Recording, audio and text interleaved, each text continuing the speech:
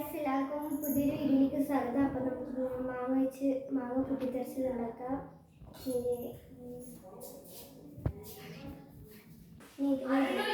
മുറിച്ചെടുക്കാം.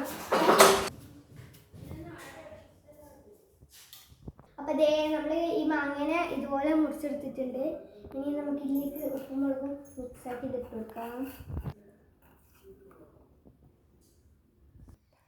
അപ്പോൾ അതേ നമ്മൾ ഇതിനെ മുഴുവനായി ഇങ്ങനെ നിറച്ച് വെച്ചിട്ടുണ്ട്.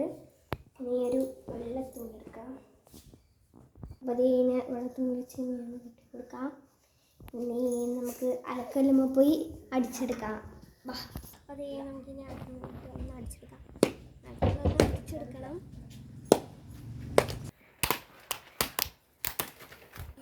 അടിച്ചെടുത്തിട്ടുണ്ട്.